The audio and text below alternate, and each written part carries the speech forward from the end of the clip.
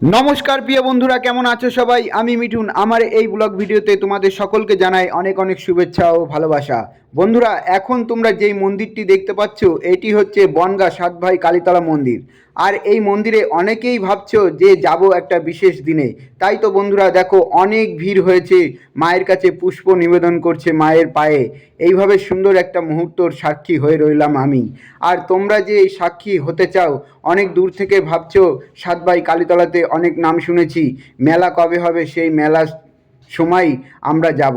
তো বন্ধুরা, তোমাদের জন্য বলে রাখি, অনেক সুন্দর হতে চলেছে সেই মুহূর্তটা। পৌষ মাস 1432। তো বন্ধুরা, এই মাস জুড়ে কিন্তু চলবে অসাধারণ সুন্দর একটি মেলা। সেই মেলা প্রদর্শনী কিন্তু প্রায় শুরুর দিকে চলে এসেছি। দেখো বন্ধুরা, তোমরা কালীতলায় আসলেই আর এই সুন্দর ব্রিজটা কিন্তু দেখতে পাবে। চারিদিকের পরিবেশটা এত সুন্দর গমগমে হয়ে উঠবে, তোমরা আসলেই দেখতে পাবে সেই সৌন্দর্যময় একটা জিনিস, কিন্তু দৃশ্য তোমাদেরকে দেখাতে চলেছি। দেখো বন্ধুরা, অনেক কিন্তু দর্শনার্থীরা এই রাস্তা দিয়ে যেয়ে থাকে, তাদের জন্যই কিন্তু এই সুন্দর ব্রিজটি কিন্তু রং করা হচ্ছে। এই রেল ব্রিজটি সোজা চলে যাচ্ছে বাংলাদেশ সীমান্তের দিকে। আর এই সুন্দর সবুজ ঘেরা প্রকৃতির মধ্যে নিজেকে অসাধারণ লাগছে। আমার পিছনে দেখতে পাচ্ছ ওই স্কুল মাঠেই কিন্তু চলবে মেলা। আর এই মেলা জুড়ে রয়েছে কিন্তু অসাধারণ একটা পরিবেশ। শনি মঙ্গলবার ধরেই কিন্তু মায়ের পুজো অর্চনা বিশেষভাবে হয়ে থাকে। তো বন্ধুরা দেখো, এই রেল ব্রিজটার পাশাপাশি এই রাস্তার পথ কিন্তু পেরিয়ে যাচ্ছে আরেকটি মন্দির আছে, সেটাও কিন্তু তোমাদেরকে দেখাবো। এখন কালের পরিবর্তনে কিন্তু নদী চলাচল একবারেই বন্ধ। বনগাঁ থানা থেকে বড় বড় লঞ্চ এবং নৌকা বাহিত অনেক যাত্রীরা কিন্তু এই নদী দিয়েই আসতো। এখন কালের পরিবর্তনে কিন্তু কচুরিপানা ভর্তি হওয়াতেই তেমনভাবে আসে না। কিন্তু এই কালীতলার কর্তৃপক্ষরা, মেলা কমিটিরা, তারা কিন্তু একটা সুন্দর ব্যবস্থা রেখেছে যাতে ঐতিহ্য এই নৌকা পারাপার সেটা কিন্তু বজায় থাকে।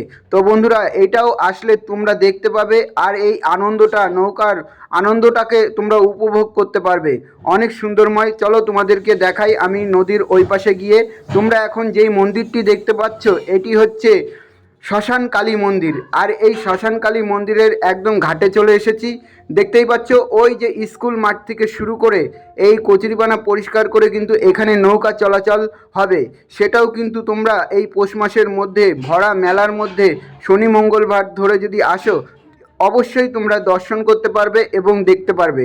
আর এই শ্মশানকালী মন্দিরেও কিন্তু অনেক জাঁকজমকভাবে পুজো অর্চনা করে থাকে অনেক ভক্তরা। সেই দর্শন করতে পারবে ঠাকুরের। অনেক সুন্দর একটা পরিবেশ, এখানে আসলেও অনেক ভালো লাগবে, অনেক মনোরমভাবে সেজে উঠবে সেই পরিবেশটা। চলো তোমাদেরকে সেই কালীতলা মন্দিরের পাশেই নিয়ে যাই। আমি চলে আসলাম। এই মন্দিরের পেছন সাইডেই কিন্তু সেই মেলা প্রদর্শনী হয়ে থাকে। অনেক অনেক সুন্দরময় একটা পরিবেশ কিন্তু সেজে ওঠে। অনেক ভক্তরা আসে আর এখানে এসে মানত করে যায়। অনেক দূর দূর থেকে কিন্তু ঢল নামে এই কালীতলা মন্দিরেই। তো বন্ধুরা দেখো, অনেক দোকানপাট এসে কিন্তু বসে পড়েছে, অনেক দোকান কিন্তু সাজানো হচ্ছে, সকলে কিন্তু আসছে। এইভাবে সুন্দর একটা মুহূর্ত কিন্তু সেজে উঠবে। শনি মঙ্গলবার ধরে কিন্তু তোমরা যখন আসবে এই মেলা আনন্দ বিশেষভাবে তোমরা উপভোগ করতে পারবে। এমনিতেই সারা দিন জুড়ে চলে এই দিনের বেলার মেলাটা হয়ে থাকে। বন্ধুরা, তোমরা যখন আসবে এই আনন্দ উপভোগ করতে পারবে। দেখো এইদিকে কিন্তু দোকান ধীরে ধীরে বসেও পড়েছে, বাদাম ভাজা চলছে, তোমরা আনন্দ উপভোগ করতে পারবে। আমার ভিডিওটি কেমন লাগলো কমেন্ট বক্সে জানাতে ভুলো না। আমাকে বন্ধুত্ব করতে চাইলে ফলো দিয়ে রাখতে পারো, প্রিয় বন্ধু হবে তুমি আমার।